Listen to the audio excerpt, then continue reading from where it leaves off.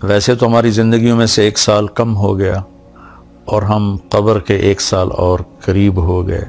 دنیا سے 1 سال اور دور ہو گئے، موت کے 1 سال قریب ہو گئے، زندگی سے 1 سال دور ہو گئے۔ اللہ کا شکر ہے ہمارے ہی ساتھ کے پلے پڑے قبروں میں چلے گئے،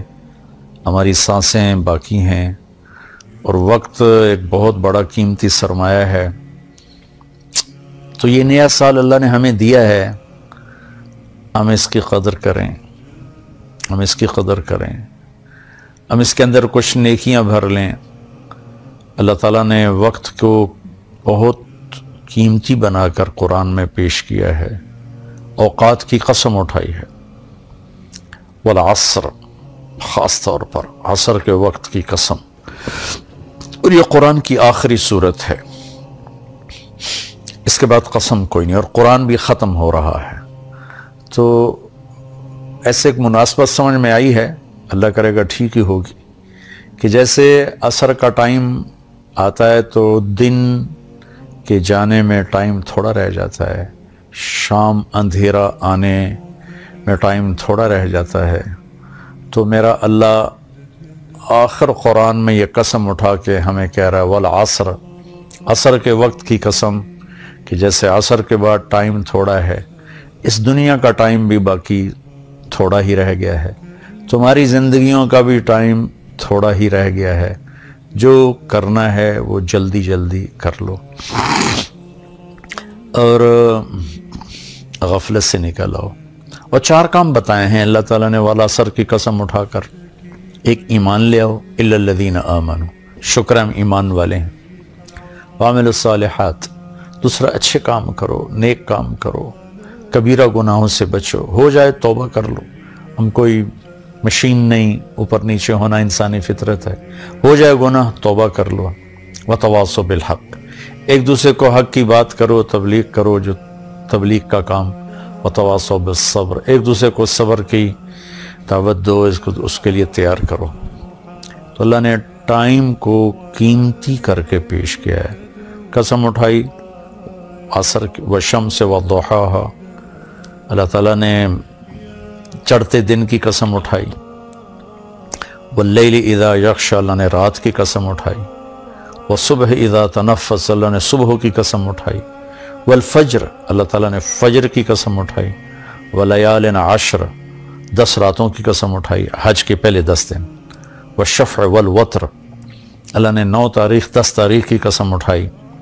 پھر جن چیزوں سے ٹائم بنتا ہے ان کی قسم اٹھائی، والشمس وضحاها والقمر اذا تلاها،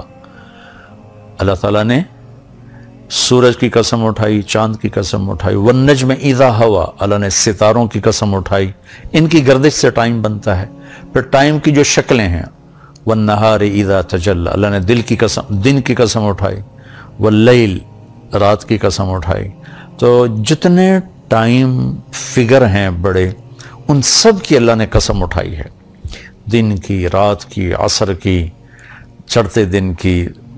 پھر خاص راتوں کی، صبح کے وقت کی، صبح صادق کے وقت کی، فجر کے وقت کی، پھر حج کی 10 راتوں کی، پھر حج کے 9 تاریخ کی، پھر عید کے دن 10 تاریخ کی۔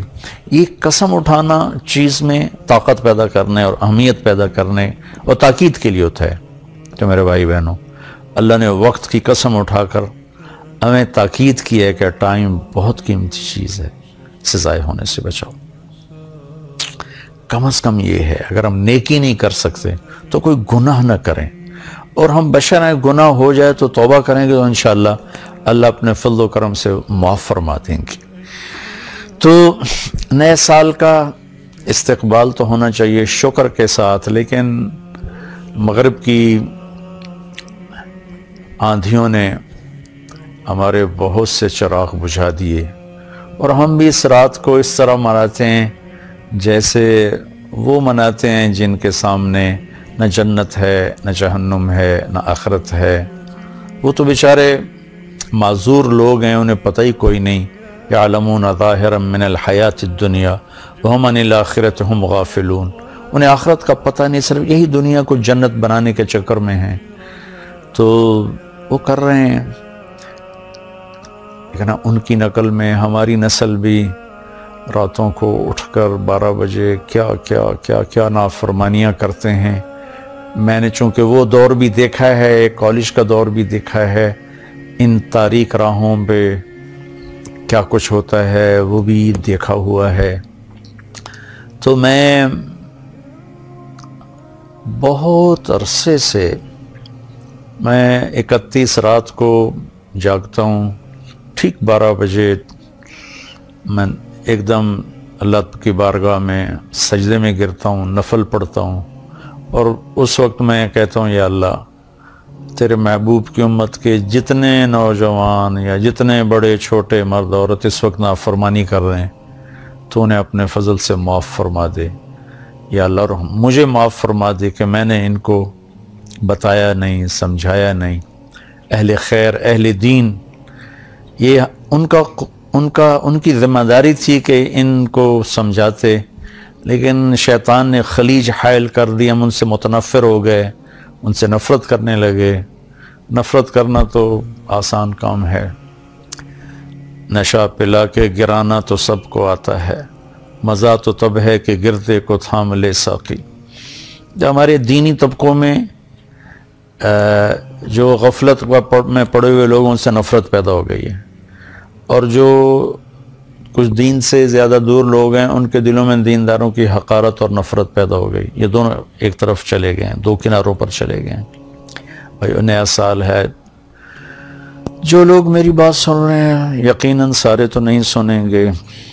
اور سارے پسند بھی نہیں کریں گے، لیکن جنہیں اچھی لگے ان کی خدمت میں گزارش کرتا ہوں کہ آئیے ہم اس نئے سال کو اسی طرح معصوم رکھیں جیسے اللہ نے معصوم ہماری گود میں اسے ڈال دیا ہے۔ ہم اس میں آپس کی نفرت سے بچیں، فرقہ واریت سے بچیں،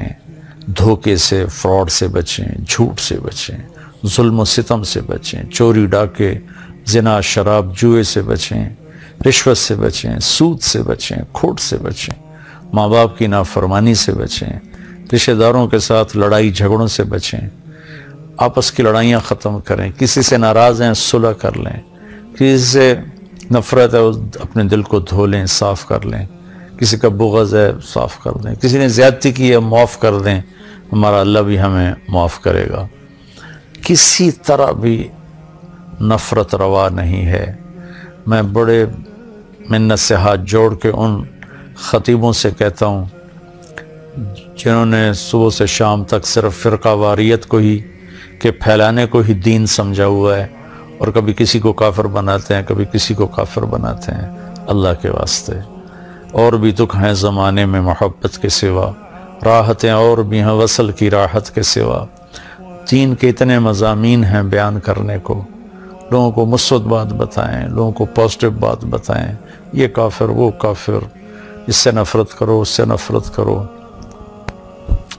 میری تو منت ہی ہے، نکار خانے میں طوطی کی کون سنتا ہے، اس بھڑکتی آگ پہ پانی ڈالنا میرے بس میں تو ہے نہیں، لیکن میں اللہ چاہے گا تو کر دے گا۔ تو لیکن جو ہماری نوجوان نسل ہے ان سے تو میں ضرور کہوں گا کہ بچوں مسلمان بن کے چلو، امت بن کے چلو۔ تم کسی سے متاثر ہو، تم کسی عقیدے پر ہو، تم کسی نہج، مسلک، مذہب پر ہو، اس پہ باقی رہو، لیکن اوروں کو جگہ دو، اللہ کے واسطے جگہ دو۔ صرف ہم ہی مسلمان ہیں، باقی سب کافر ہیں، ان چیزوں سے واپس آ جاؤ، اس میں تمہیں تباہی کے سوا کچھ بھی نہیں ملے گا۔ میں نے دنیا پھری ہے، تاریخ پڑھی ہے، میں خون کے آنسو روتا ہوں جب مذہب کے نام پہ نفرت کی آگ کو بھڑکتا دیکھتا ہوں، سیاست کے نام پہ قتل و غارت دیکھتا ہوں، درد اٹھتا ہے، ایک ہوک سی دل میں اٹھتی ہے، ایک درد جگر میں ہوتا ہے، ہم رات کو اٹھ اٹھ روتے ہیں جب سارا عالم سوتا ہے۔ کسی کہنے والے نے کہا میں نے تو نقل کیا ہے، میں تو ان لوگوں میں نہیں جو رات کو اٹھ اٹھ روتے ہیں، البتہ دکھ ضرور لیے پھرتا ہوں کہ کاش امت کے اندر محبت ہو، پیار ہو۔ افسران سے کہتا ہوں بددیانتی چھوڑ دو، مزدوروں سے کہتا ہوں خیانت چھوڑ دو، تاجروں سے کہتا ہوں کھوٹ ملاوٹ چھوڑ دو، ذمہ داروں سے کہتا ہوں تکبر، ظلم و ستم چھوڑ دو، طاقتور سے کہتا ہوں اللہ کو یاد کرو، ایک دن طاقت کا نشہ اتر جائے گا، موت اٹھا کے سب کچھ لے جائے گی۔ چور ڈاکوؤں سے کہتا ہوں ہماری بچے ہو، ہمارے بھائی ہو، آ جاؤ ہم مل کے توبہ کریں۔ فضیل بن عیاض بہت بڑے ڈاکو تھے، ان پورا عراق ان کے نام سے تھر تھراتا تھا اور کانپتا تھا، لیکن جب توبہ کی تو ایسے بڑے